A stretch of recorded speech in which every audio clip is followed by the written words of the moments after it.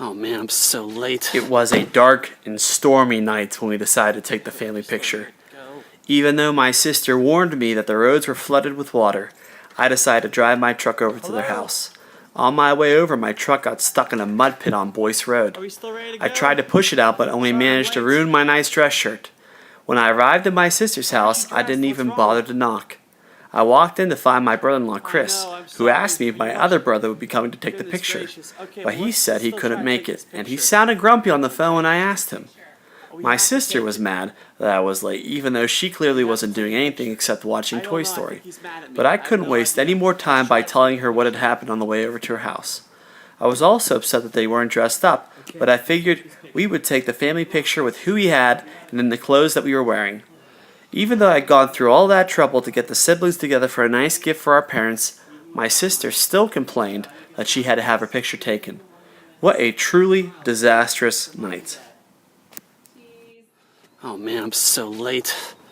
You arrive at your sister's house 2 hours late for a sibling photo that you have been planning for the past 2 weeks. You needed it done on this night because your parents were leaving for vacation and you wouldn't need an excuse for why all the siblings would be going to your sister's house on the same night. It's polite to knock upon arrival, but you skip this courtesy and let yourself into the house.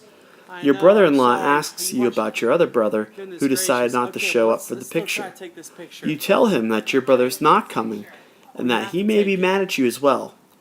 You don't even get too upset when you find out that your two siblings decide to ditch their dress clothes because they got tired of waiting for you. You're a real trooper though, so you decide that you're just going to make do with the resources and people that have shown up for the family picture. You put up with the moans and groans coming from your sister, who obviously does not want her picture taken at this time. And when the camera flashes, you decide to flash a grin. Oh man, Mr. Locke arrived at his sister's house at precisely 8:09. He had planned to be there for the sibling picture at 6 o'clock, but a storm that had been brewing since the night before decided to unleash itself upon South Fayette and cause Boyce Road to flood. The same flood would cause Mr. Locke to be late to his own photo shoot and ruin his best dress shirt. He entered the house to find his brother-in-law, Chris, who had just been texting him to try and figure out what was taking so long. But he didn't know that Mr. Locke uses T-Mobile and that he has no reception in South Fayette. In fact, both siblings had given up on the photo shoot and decided to dress in comfy clothes and watch Toy Story instead. Mr. Locke's siblings asked about where the other brother, Michael, was, but no one knew that Michael decided not to come to the picture because he was mad at Mr. Locke for borrowing his suit without asking for his last job interview.